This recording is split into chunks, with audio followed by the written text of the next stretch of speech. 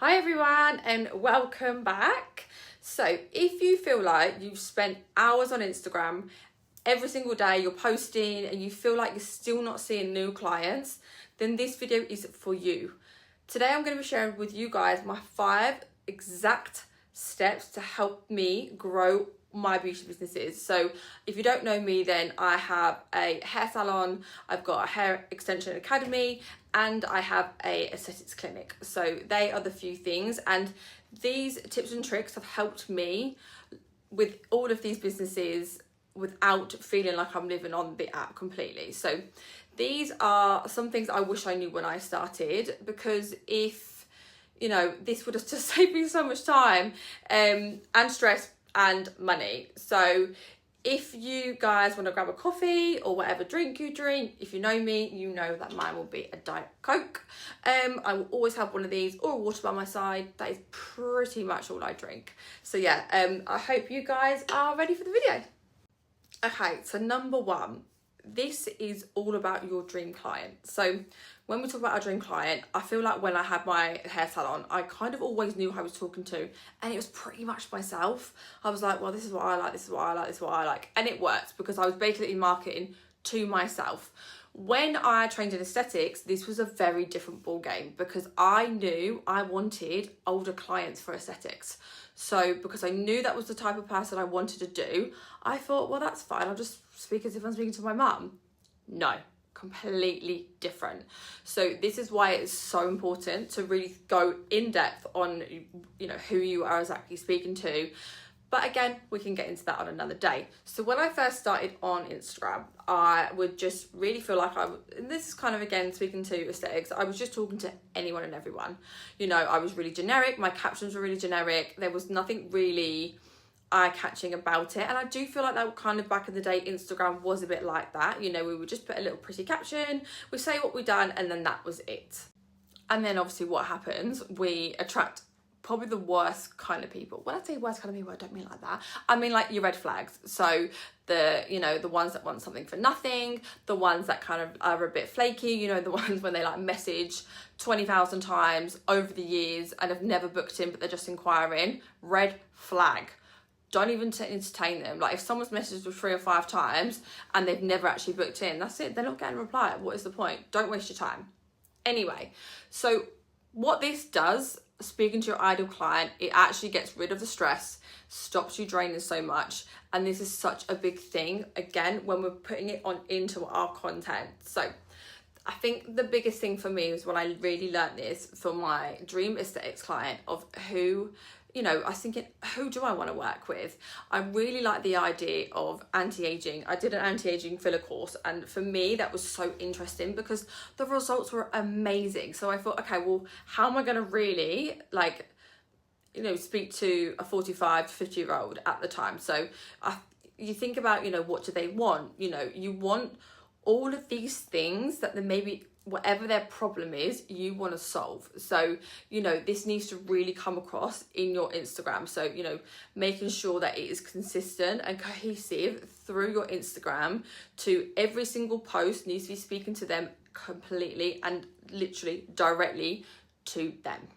So the second is selling on stories. So I used to think stories were just a little bit like availability, before and after photos, whatever. I didn't think it was as good to go on the platform, like on your main grid. I'd be like, oh, just fine, just use those stories. And I don't get me wrong, like obviously Instagram changes a lot. So, I remember thinking once it was like you had to post like 10 a day. So I was like, right guys, we've got to post 10 a day, and this is exactly, I get it, like it does change a lot, but selling on stories is something that I'd never really knew about. So the reason why selling on stories is such a powerful tool, when you use them correctly, you know exactly how to use them. At the end of the day, they're like a reality TV. So, people want to engage and want to know more about you through your stories than maybe particularly like on your grid. So, behind the scenes, proof of like work, before and afters are really good on there. You're showing your personality is really good on there, and then you've got things like for engagement. So you want to be basically you want to make sure that you are obviously using polls to engage. So, just general questions, you know, what do people like? What do they don't like? You know, is there anything they want to see in the salon? You know, all these kind of things is really good to interact with obviously your potential clients. Again, show proof. So, you know, if someone's really happy, make sure you're showing client testimonials. You know, if you can, and I know it's not always great, but if you can get someone to actually speak on camera for you, this is so powerful. Like videos from other people about your business is just so powerful. It really makes such a difference. So if you can get one of them, even better. You also want to make sure that you are using a call to action. So this basically means DM the word to book, you know, tap the link in the bio. That is, if you want your business to be automated, tap in links in bios. If you guys have your websites and you have a booking system on your website or an email inquiry or something, that is such a game changer for when it comes to automating your business. You know, this is such a powerful, real powerful thing I put in my business. And it's like inquiries are kind of working, you know, that is out there for yourself. You don't have to really put so much into it. So that is something that I would definitely suggest having in your business. Again, that is not today's subject. Standard me veering off on whatever I'm talking about. So yeah, so stories are such a great way to sell and show clients obviously who you are, because at the end of the day, people buy into people, and that is exactly what, you know, that when people talk about again, this is me veering off, but when people talk about, you know, like competition, or they're worried about you know, how much some X person charges down the road, it doesn't matter, because no one is you. No one has your train of thought. No one has your personality. Like, people can copy whatever, doesn't matter. It is all about you as a person, the way you think, the way you portray stuff, your content ideas. You know, no one can take that from you. So that is such a real good, powerful way. And when you do use your stories correctly and you know exactly how to do it, it again becomes easy, and also it becomes a natural thing that you do in your day anyway. But this is another really good, powerful thing that I learned for Instagram, is selling on stories. So number 3, this is great to obviously show results, your clients' results, and obviously this gives you so much proof. This is exactly why someone would book with you more than anyone else. So, you know, let's say they look at the next person, they've got no testimonials, they've got no reviews, you don't know how good their work actually is. And this is going to actually, proof builds trust. This is the difference between you and someone else. So here's a few different ways that you guys can obviously show your proof: is before and after photos, you know, screenshots of happy clients, photos of you, obviously your diary filling up, sharing obviously when a client rebooks with you.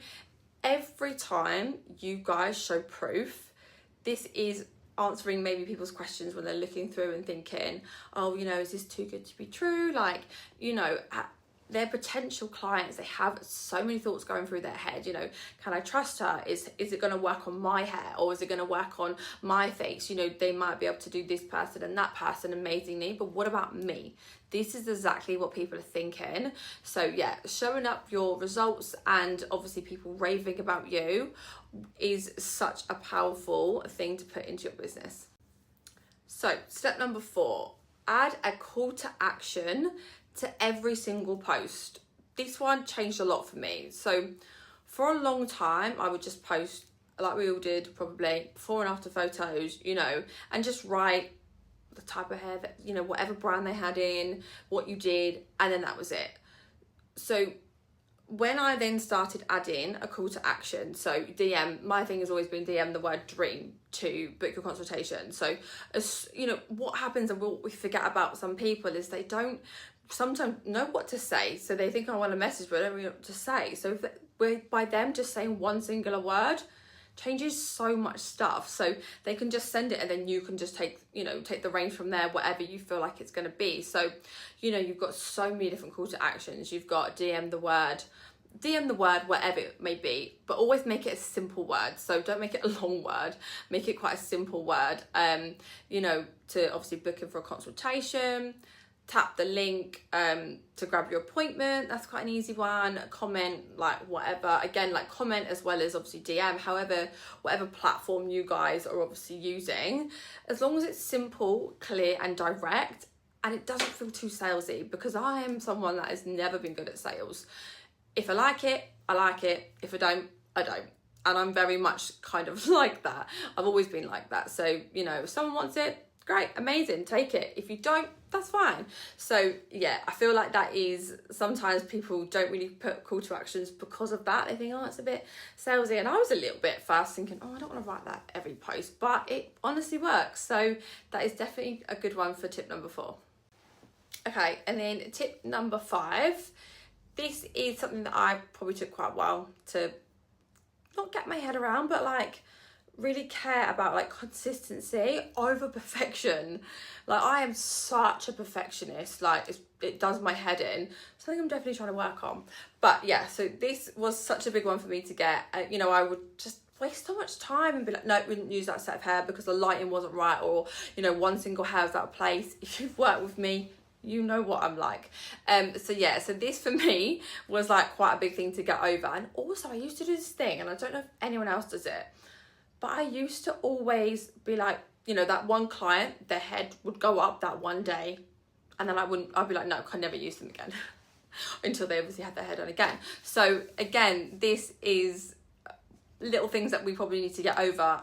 And, you know, at the end of the day, this is, you know, you're showing up, so it doesn't matter. Like, you are showing up, and that is, to me, one of the main important things. Then obviously, you know, a single hair out of place, come on. So yeah, I mean, again, that's something I probably still need to work on, is just stop being such a perfectionist. It's fine, like it happens, but hey ho, it's probably what social media does to us. Yeah, so real good thing on this one as well. Obviously you've got your grid, but also like show up on your stories, you know, give value, be real. This is what builds trust for your, you know, your dream client. You know, talk about whatever you feel like you want to talk about, as long as it's probably more relatable to them than it is obviously yourself. So yeah, again, doesn't need to be perfect, it just needs to be consistent, and probably just needs to be you. So I really hope that's helped you guys. You know, this is exactly the steps I've used to build my hair and beauty businesses on Instagram without posting every single day. So number 1, know your dream client. Number 2, sell on stories. Number 3, show your proof and results. Number 4, always use call to action. And number 5, focus on consistency over perfection. Now, if you guys found this, you know, really valuable and helpful, I put together a little bit of a training video called Send It On Stories that gives you guys the exact formulas and the exact posts that I have used to turn views into paying clients. So if you guys are ready to go deeper and actually get the systems and the strategies and the support to fill your diary with premium clients, then come and join me inside the Salon CEO Society, where all the full transformation happens. Thank you so much everyone for watching. I really hope you enjoyed it, and let me know in the comments which 5 steps that you are going to start using in your Instagram strategy today.